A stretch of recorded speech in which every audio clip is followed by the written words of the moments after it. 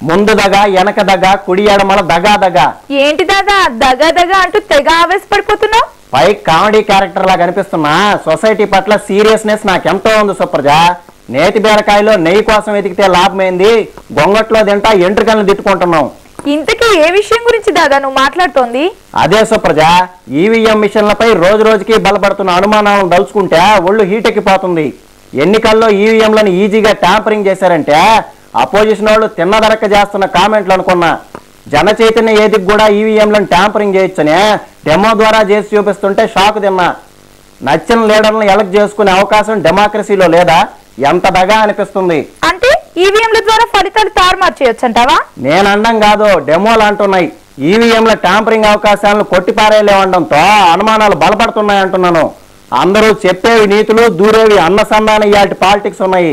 సుప్రజ, జన చైతన్య ఏదికి డెమో చూద్దామా? అలాగే చూద్దాం.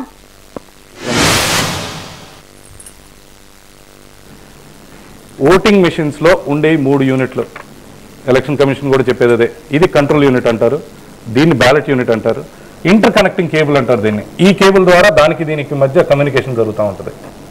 క్యాండిడేట్ సెలెక్షన్ అనే బటన్ ఉంటుందండి, ఇది ఈ పైన ఉంటుంది. యాక్చువల్గా ఒరిజినల్ మెషిన్లో ఇక్కడ బ్యాటరీ ఉంటుందండి. మాకు ఇంత తొందరగా చేయటం వలన వీళ్ళు చాలా తొందర పెట్టారులేండి మమ్మల్ని చేయమని. ఏది ఎలక్షన్స్ వస్తున్నాయి చేయని తొందరగా అంటే చేయటం జరిగింది. దీని బ్యాటరీ లోపల పెట్టాం మేము. సో పైన ఉంటుంది బ్యాటరీ, యాక్చువల్గా ఇక్కడ ఉంటుందండి బ్యాటరీ. ఎలక్షన్ కమిషన్ ఎప్పుడు ప్రతిసారి కొత్త బ్యాటరీ వాడతారు, ఇక్కడ పెడతారు బ్యాటరీని. ఇప్పుడు క్యాండిడేట్ సెలక్షన్ బటన్ ఇప్పుడు అందరూ చూస్తుండగా కొడతారండి వీళ్ళు. ఇది బ్లింక్ అవుతుంది క్యాండిడేట్ సెలక్షన్ బటన్. మన రాజకీయ నాయకులకు చాలా మందికి తెలియదండి ఎలా జరుగుతుంది అనేది. ఇది బ్లింక్ అయ్యేటప్పుడు దాంట్లో మీరు సెలెక్ట్ చేయండి ఎంతమంది కంటెస్టెంట్ లో ఆ లాస్ట్ క్యాండిడేట్ నొక్కితే అన్ని క్యాండిడేట్లు యాక్టివేట్ అవుతారు. మీరు తొందరగా చేయాలి, 15 సెకండ్ లోపల చేస్తేనే.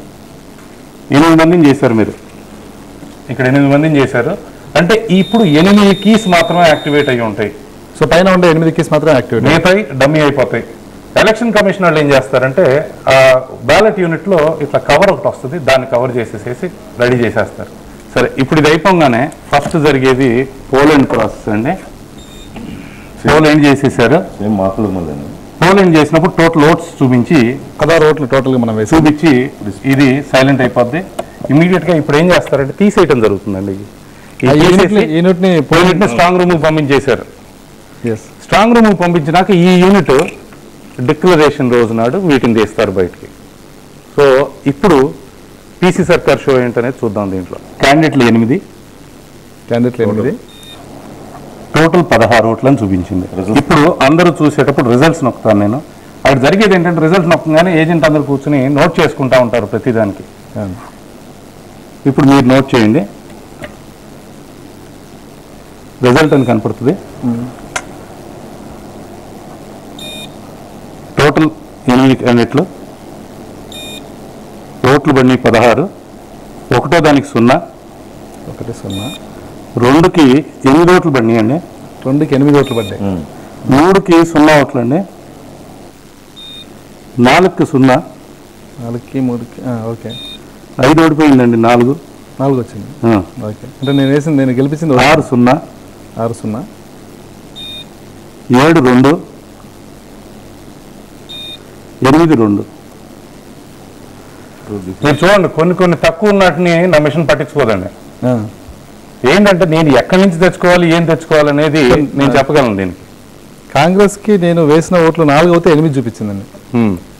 సైకిల్ కి నేను వేసిన ఓట్లు 6 అవుతే 4 చూపించిందండి. టీఆర్పీకి నేను వేసిన ఓట్లు 4 అవుతే 2 చూపించిందండి. అయితే లోక్సత్తా పార్టీకి మాత్రం 2 చూపించిందండి. నేను వేసిన దగ్గర చూపించింది. అంటే వాటిని మీరు ముందే ప్రోగ్రామింగ్ చేశారు దీంట్లో ముందే దాన్ని